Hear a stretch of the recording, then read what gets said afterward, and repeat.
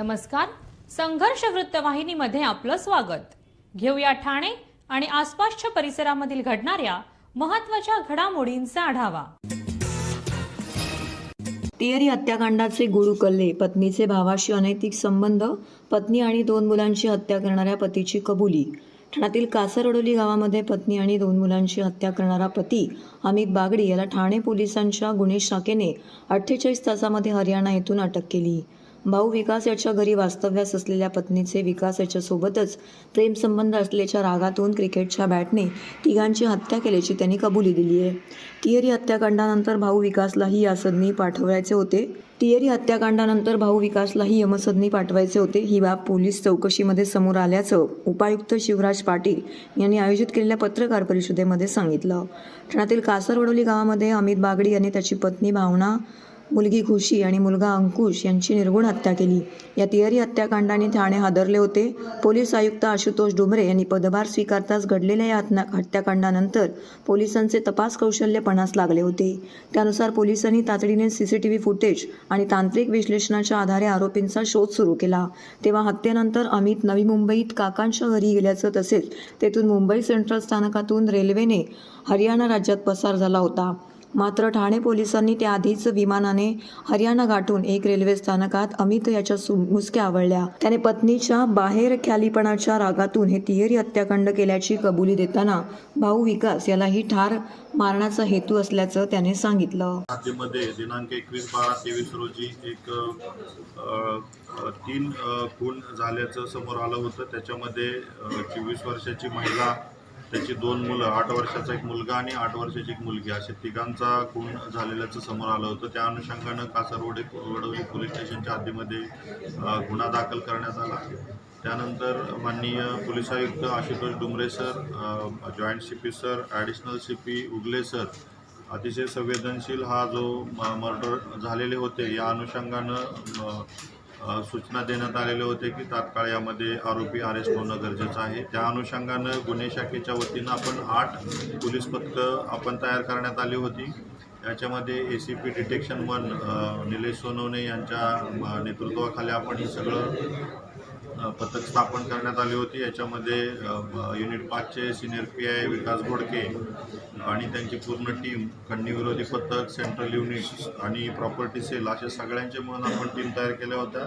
याच्यामध्ये जे काही मर्डर केला होता त्यानंतर आरोपी पलायन झाला होता आणि त्या अनुषंगानं काही CCTV फुटेज असेल, तांत्रिक तपास असेल, टेक्निकल तपास असेल, या अनुषंगानं तपास करण्यात आला आणि जी काय माहिती मिळाली होती की सदरचा आरोपी हा बाहेरच्या राज्यामध्ये पसार झालेला आहे. त्या अनुषंगानं माहिती मिळाल्यानंतर आपल्या 2 टीम हरियाणा राज्यामध्ये, त्याचं मूळ गाव आहे आरोपीचं, त्या ठिकाणी आपण रवाना केल्या होत्या आणि आपण टेक्निकल ज्या काही टीम आपलं प्रोव्हाइड करत होता असिस्टन्स, त्या अनुषंगानं हा आरोपी काल 48 तासाच्या आतमध्ये आपल्याला दुसऱ्या दिवशी रात्री त्या ठिकाणी हिसार रेल्वे स्थानक आहे हरियाणामध्ये, त्या ठिकाणी तो आपण त्याला ताब्यामध्ये घेतलेला आहे.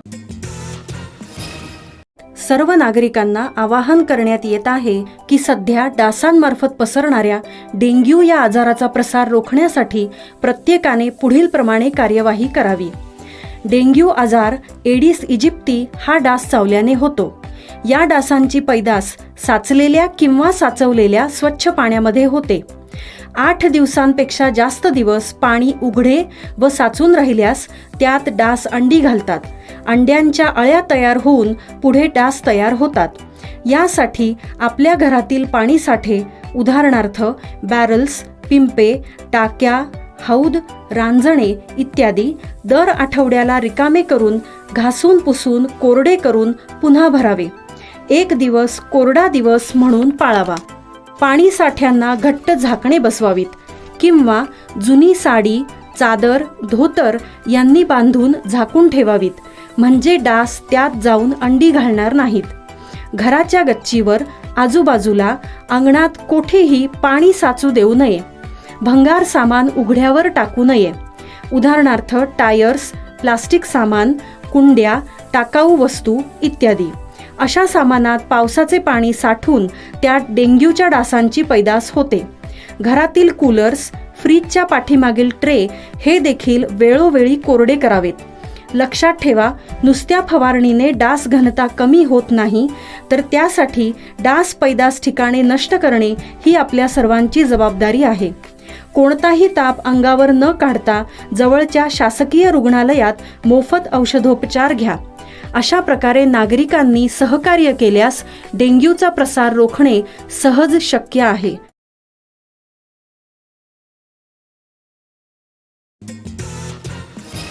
आपल्याकडे आदर्शवत राज्यघटना आहे, पण त्या राज्यघटनेची अंमलबजावणी खऱ्या अर्थाने व्हायची असेल तर ते पूर्णपणे नागरिकांवरती अवलंबून आहे. घटनाकारांचा, स्वातंत्र्य सैनिकांच्या त्यागाचा उद्देश सफल करायचा असेल तर प्रत्येकाने कायद्याचे पालन करणे हा आपल्या संस्कृतीचा अविभाज्य भाग झाला पाहिजे, असं प्रतिपादन सर्वोच्च न्यायालयाचे न्यायमूर्ती अभय ओक यांनी ठाणे महानगरपालिकेच्या विचारमंथन व्याख्यानमालेमध्ये केले. गेल्या महिन्यात 26 नोव्हेंबर रोजी संविधान दिन साजरा करण्यात आला. तसेच पुढील महिन्यात 26 जानेवारी रोजी संविधानास 74 वर्ष पूर्ण होत आहेत. या निमित्ताने संविधानाच्या वाटचालीचा वेध घेण्यासाठी ठाणे महानगरपालिकेच्या विचारमंथन व्याख्यानमालेत न्यायमूर्ती सत्यरंजन धर्माधिकारी यांच्या संविधानाची अमृत महोत्सवी वाटचाल या विषयावरती व्याख्यान आयोजित करण्यात आलं होतं. व्याख्यानाचे अध्यक्षस्थान सर्वोच्च न्यायालयाचे न्यायमूर्ती अभय ओक यांनी भूषवलं. व्याख्यानमालेचे हे 12वे पुष्प होते. डॉक्टर बाबासाहेब आंबेडकर यांच्या घटना समितीतील अखेरच्या भाषणाचा संदर्भ देत न्यायमूर्ती ओक यांनी स्वातंत्र्य, समता, न्याय आणि बंधुता हे शब्द घटनेत किती मुरलेले आहेत याचा प्रत्यय येत असल्याचं सांगितलं. आणि भाषणामध्ये डॉक्टर बाबासाहेब आंबेडकर यांनी प्रत्येक आक्षेपाचा आदरपूर्वक उल्लेख करत त्याला उत्तर दिले. त्यांच्या विचारात स्वातंत्र्य, बंधुता, समता, न्याय यांचे पालन केले असल्याचे त्यांच्या भाषणातून शिकायला मिळते. सध्याच्या काळात हे महत्त्वाचं आहे. महात्मा गांधी यांचे लिखाण वाचते तर त्यातही तेच पाहायला मिळते, असं न्यायमूर्ती ओक म्हणाले. राज्यघटनेला 74 वर्ष पूर्ण होत आहेत. या राज्यघटनेचे पालन करण्यात आपण कुठे कमी पडलो याचा अभ्यास करावा. घटनेचे 21वे कलम महत्त्वाचं आहे. त्यात जगण्याचा अधिकार आहे. त्या जगण्याच्या अधिकारामधला महत्त्वाचा अधिकार निवाऱ्याचा हक्क आहे. शहरात निवाऱ्याचा हक्क आपण सामान्यांना दिला का? नागरिकांना विनाविलंब न्याय मिळतो का? असे प्रश्नही त्यांनी यावेळी मांडले. संविधानाला 75 वर्ष पूर्ण होतील, किंबहुना त्याचा मसुदा मान्य झाला त्याला 75 वर्ष पूर्ण झालीच आहेत. ती होतील किंवा ती फक्त तारखेनी 26 नोव्हेंबर 2024ला, पण ती सुरुवात झालेली आहे. या 26 नोव्हेंबरपासून संविधानाचा अमृत महोत्सव सुरू होईल. हा विषय मी मुद्दाम सुचवला. याचं कारण असं की आपलं नागरिक म्हणून भूमिका ही प्रायश्चित्ताची असली पाहिजे. ज्यांना प्रायश्चित्त घेण्याची आवश्यकता नाही अशा तरुण पिढींनी थोडंसं आत्मपरीक्षण केलं पाहिजे. आमच्या पिढीने तर प्रायश्चित्तच घेतलं पाहिजे, कारण आम्ही स्वतःला भाग्यवान समजतो. साधारण 12.5 वर्षानंतर स्वातंत्र्य मिळाल्यावर माझा जन्म झाला. त्यामुळे सगळं काही आयतं मिळाल्यासारखं पुढचं आयुष्य होतं. मध्यंतरी त्याच्यात काही युद्ध झालीत, काही संघर्ष झाला, परंतु या संविधानामुळेच आपल्याला काही मिळालेलं आहे हे आजवर समजायला कठीण गेलं. मित्रांनो, पहिल्यांदा सुरुवात करा आणि संविधानाचं ऋण मान्य करा. ती सवय लावून घ्या. हे कायद्याचं पुस्तक नव्हे. कोणीही बसून कायद्याचं पुस्तक म्हणून जर याचा विचार करायला लागलात तर अतिशय दुःखद ती बाब आहे असं समजा. मध्यंतरी एका दिवशी काही वेळेला चुका होतात, तशा माझ्याही हातून एक चूक झाली. एका गृहस्थांनी मला सांगितलं की 26 नोव्हेंबरचा दिवस आहे, त्यानिमित्त त्यांनी कुठल्या तरी वाहिनीवर संविधानाची चर्चा आहे आणि त्यात तुम्ही सहभागी व्हावं, थोडा वेळ आम्हाला द्यावा, चर्चा हिंदीत आहे. तर मी म्हटलं ठीक आहे, माझं हिंदी तेवढं चांगलं नाही आहे म्हटलं. पण ते म्हणाले नाही आप आइए. मी सहभागी झालो. चर्चेला सुरुवात करताना आपल्याला सगळ्यांना माहिती आहे की चर्चा सुरुवात करणारा माणूस आणि चर्चेचं सगळंच संचालन करणारा हा सर्वात अधिक बोलतो, दुसऱ्याला तो बोलूच देत नाही. त्या गृहस्थांनी बोलताना असं म्हटलं की संविधानातला हा भाग या संविधानातून या देशाच्या संविधानातून आपण घेतलाय अगदी आयर्लंडपर्यंत तो आला आणि त्याने सांगितलं की आपण कुठून कुठून घेतलेला आहे. मला 2 वाक्य मी बोललो आणि त्याने नंतर पुढे मला बोलू दिलं नाही. हे खरं आहे. आणि बोलू न देण्याचं कारण असं की मी त्यांना सगळ्यांना म्हटलं की असं उधारीने संविधान मिळालेलं नाहीये, कोणाचं कर्ज घेतलेलं नाहीये आपण.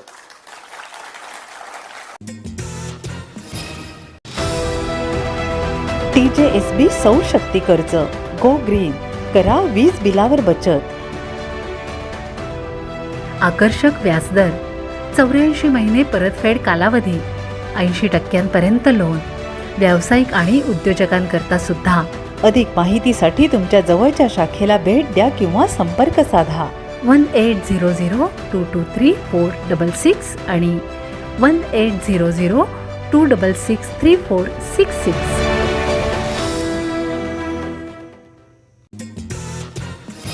श्री गणेश क्लासेसचा वर्धापन दिन सोहळा व बक्षीस वितरण समारंभ उत्साहात संपन्न. देशमुख एज्युकेशन ट्रस्टचे गणेश क्लासेस वर्धापन दिन सोहळ्यानिमित्ताने गडकरी रंगायतन येथे एका विशेष कार्यक्रमाचं आयोजन करण्यात आलं होतं. ठाणे येथील 24 डिसेंबर रोजी सांस्कृतिक कार्यक्रम व बक्षीस समारंभाचं आयोजन करण्यात आलं होतं.